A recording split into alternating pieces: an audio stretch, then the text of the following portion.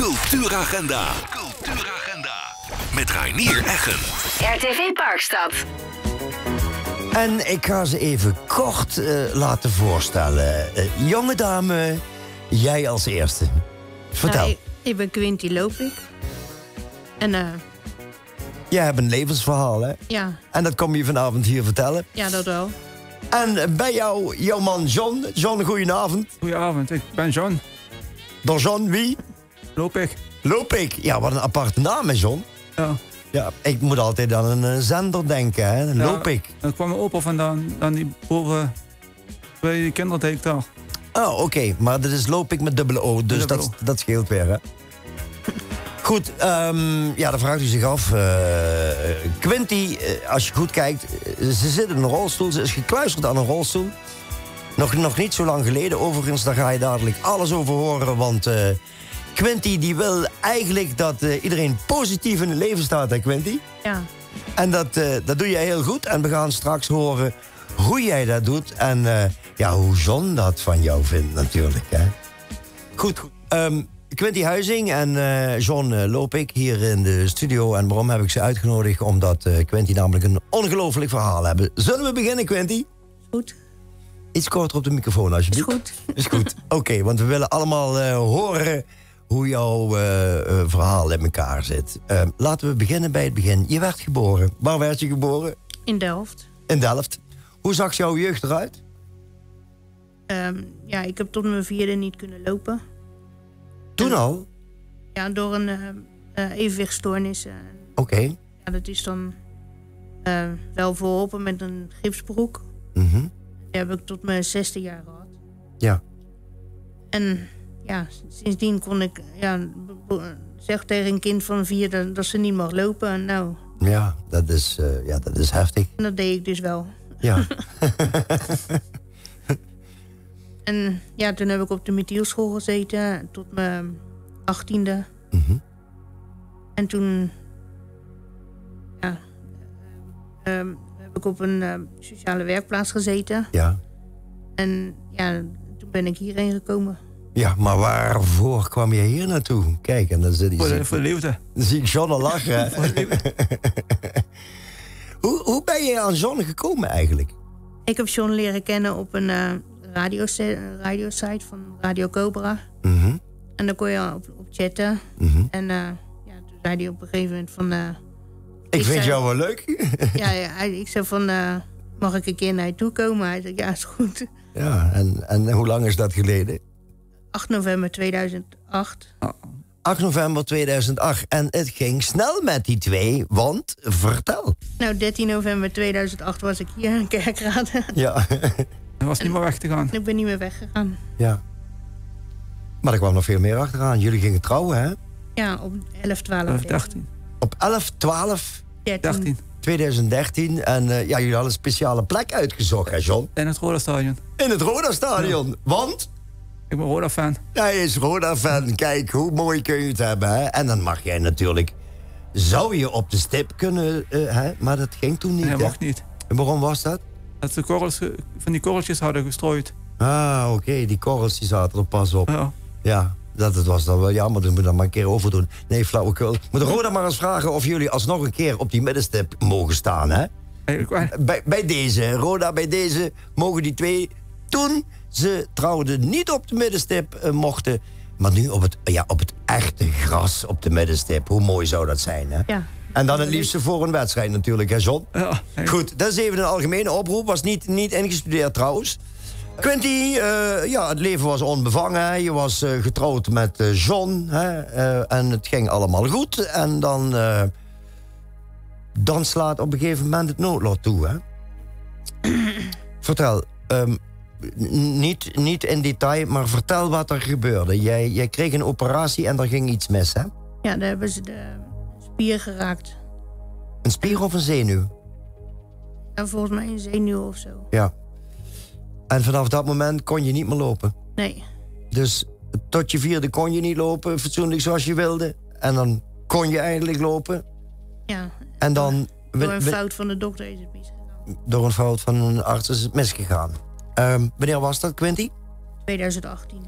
2018. En vanaf dat moment zat ze in een rolstoel. Dan, John, dan staat het leven op de kop, hè, jong? Ja, dan wel. Hoe ben jij daarmee omgegaan? Een beetje treurig, ja. Heb jij hulp van buitenaf gehad om je daar overheen te helpen? Nee. Nou, vind ik wel jammer dan dat je daar geen hulp in gehad hebt. Dat je dat allemaal zelf hebt moeten verwerken. Want dat is toch wel heftig.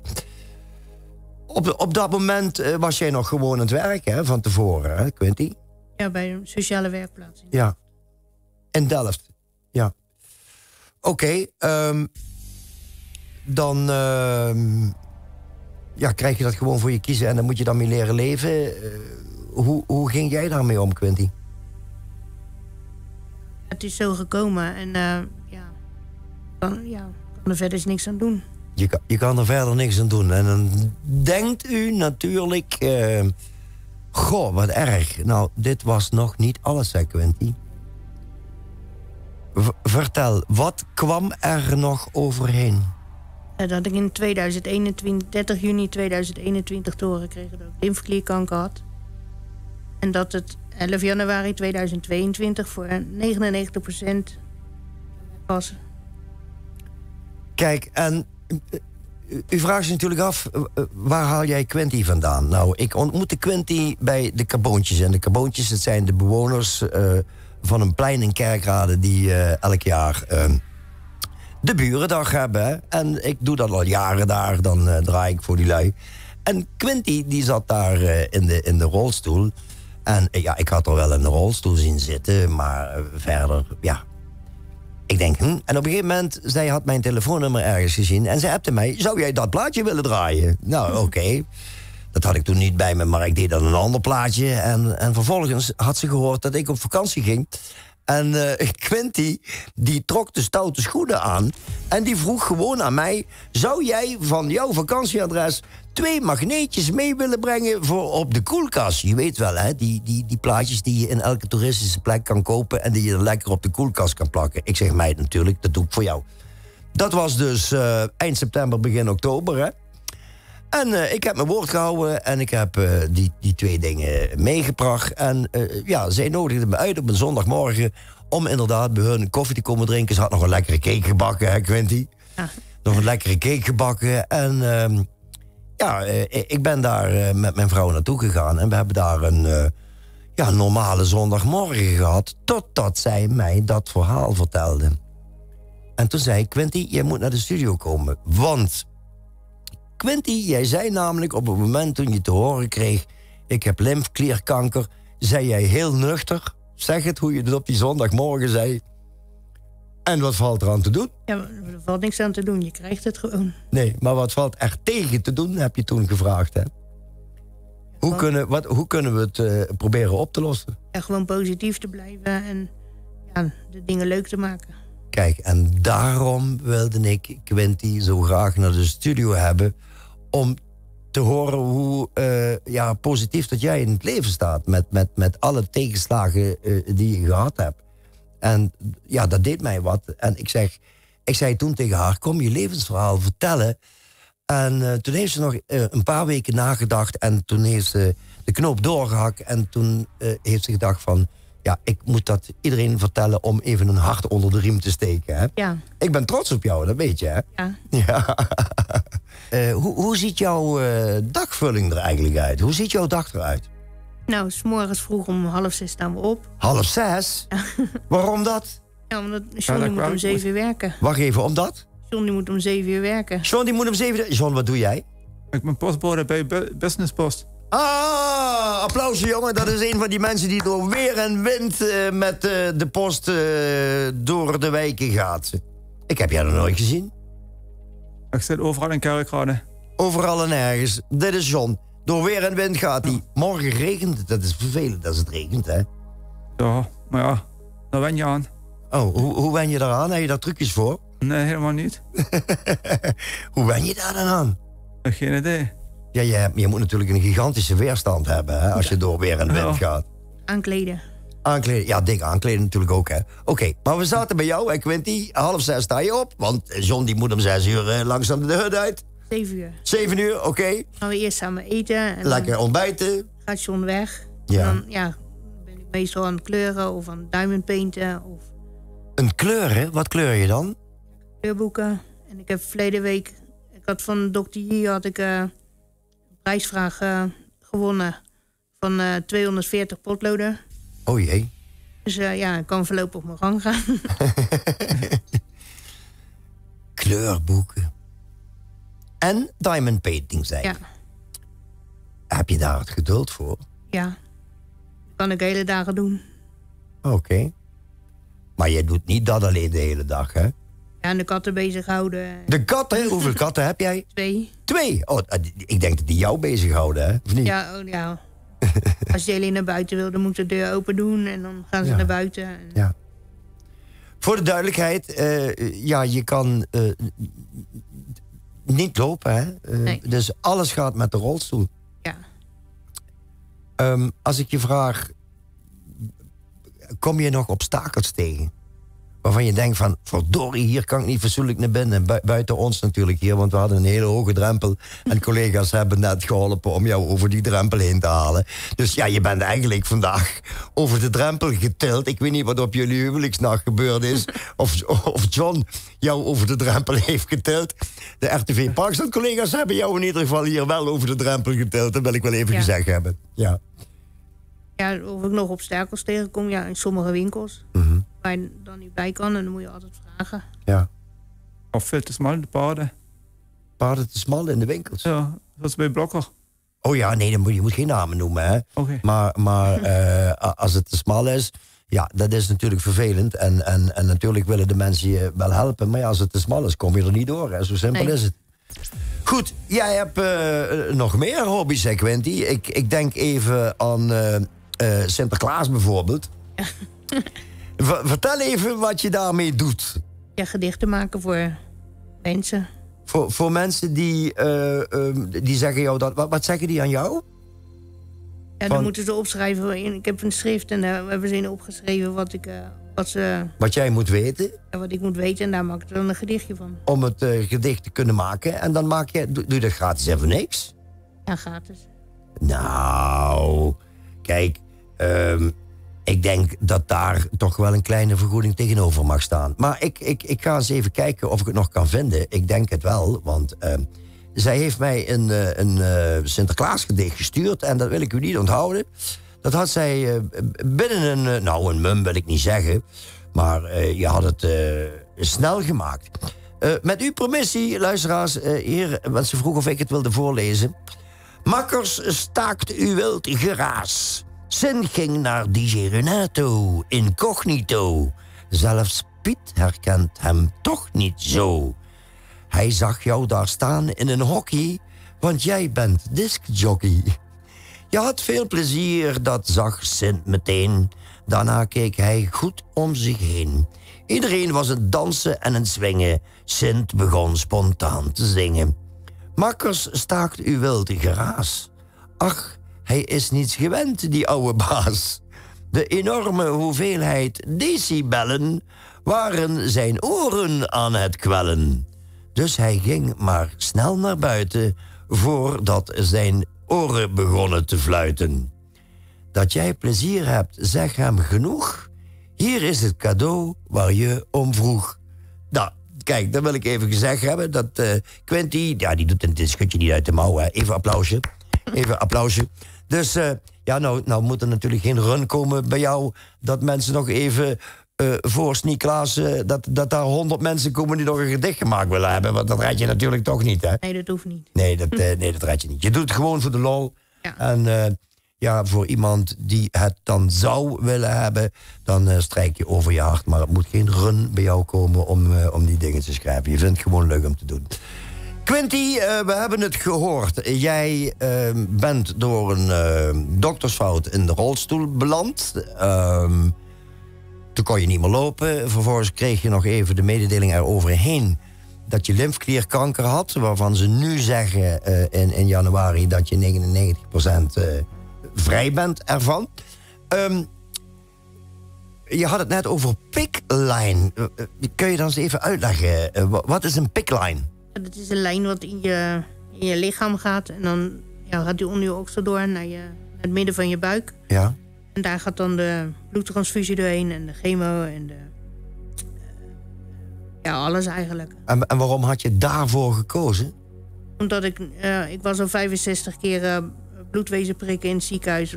om alles te kunnen constateren. Ja. En ik heb gezegd van, ja, geef die piklijn gewoon... want ja, dan ben ik overal vanaf. Ja, dan hoef je niet meer geprikt te worden. Ja. Precies.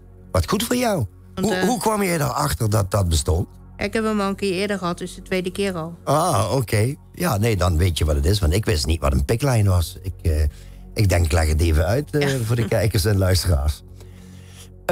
Wat zou jij trouwens alle kijkers en luisteraars die nu kijken... als boodschap mee willen geven? Blijf positief en ga niet met de pakken neerzitten. Blijf positief en ga niet bij de pakken neerzitten. Quenty, mag ik vragen hoe oud jij bent? 56. En daar sloeg ik dus stijl van achterover, hè. Ik denk, wat zegt ze? 56? Ja, die had ik je echt niet gegeven. John, hoe doe je dat? Hoe hou je haar jong? Ja, gewoon voor... Gewoon? Ja, gewoon. Hoe doe je dat dan? Ja, geen idee. Geen idee. Ja, ze ziet er jonger uit. Vind ik tenminste. John, hoe zie jij de toekomst met Quenty? Oh nee, ik wilde nog even iets anders vragen. Vertel nog even over toen John toen jij John ten huwelijk vroeg. Wat gebeurde toen? Toen zei hij van, ik weet het nog niet. Nou, en ik heb hem teruggepakt toen we gingen trouwen. Ja, wat zei jij toen? Ik weet het nog niet. En uiteindelijk zijn ze volgend jaar 10 jaar getrouwd. En ik denk toch dat we daar een echte oproep voor moeten doen bij Roda JC. Dat omdat jullie toen niet op die stip konden staan, omdat die korrels op het gras lagen. Of jullie, als jullie 10 jaar... Wanneer is dat? 11, 12, 23. 11 december 23. Ja, maar in december wordt niet meer gevoetbald, hè. Laten we Roda JC dat maar met jullie zelf regelen. Ze weten jullie wel te vinden, hè. John, weet Roda jou te vinden? Ja, hè? Ja. Je hebt seizoenskaart, hè? En niet meer. Niet meer? Oh, nou, dan wordt dat ook meteen geregeld. Krijg je een nieuwe seizoen... Nee, flauwekul. Dat moet geregeld worden in ieder geval dat jullie daar op die middenstip... en dan hopelijk bij een wedstrijd dat het erg druk is. Dat jullie... Dat Wim Frijns jullie even in het zonnetje zet, omdat het toen niet ging. John, hoe zie jij de toekomst met Quenty? Zoals hoe het nou gaat, zo door blijven gaan. Dan slaan jullie je wel erdoor, hè? Ja. Kerel, ik krijg kippenvel als ik met jou praat, weet je dat? Oké. Ik doe het petje voor me af. Dat jij, ondanks alles, hè? Want je hebt ook mensen die dan op een gegeven moment denken van... hey, ik vind het goed geweest, maar jij bent bij Quenty gebleven. En je bent met haar door een hel gegaan. Ja. Ja, jij hebt het toch maar gedaan, jongen. Ja, applausje voor jou. En voor jou sowieso, hè, Quenty, dat weet je. Want toen jij vertelde hoe positief dat jij in het leven stond... toen dacht ik, dit moet heel Parkstad en verder buiten weten dat er altijd hoop is, hè? Wil je er nog iets aan toevoegen aan het interview van vanavond? Of zeg je van nee, we hebben alles gehad? En we hebben alles wel gehad. Hebben we alles wel gehad, hè? Dan wens ik jullie alvast fijne feestdagen. Het is nog wel een beetje vroeg. En de Sint natuurlijk, hè? Dat jij een leuke Sinterklaasavond mag hebben. En kerst en oud opnieuw en alles wat eraan komt. En heel veel gezondheid en geluk wens ik jullie toe. Ja, dankjewel. Alle twee. Nog één vraag. Je hebt zoveel voor de kiezer gehad. Heb je geen corona gehad? Wat goed! John wel? 2 keer. 2 keer?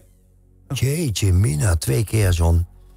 Ja, ik dacht dat jij meer weerstand had gehad omdat je buiten loopt. Dus als jullie John zien lopen buiten, zwaai even op hem. Hij is de postbezorger in Kerkrade West. Dus als je hem ziet, zwaai eens even op hem. Geef hem een dikke knuffel, want die jongen kan het goed gebruiken. En Quenty trouwens ook. Als jullie Quenty zien, hey Quenty, wat goed van jou. Toi, toi, toi. En nogmaals, blijf gezond en bedankt voor de komst naar de studio. Ja, jij ook bedankt. En we sluiten af met adieu. Die, En goed thuis. Hoi, hoi.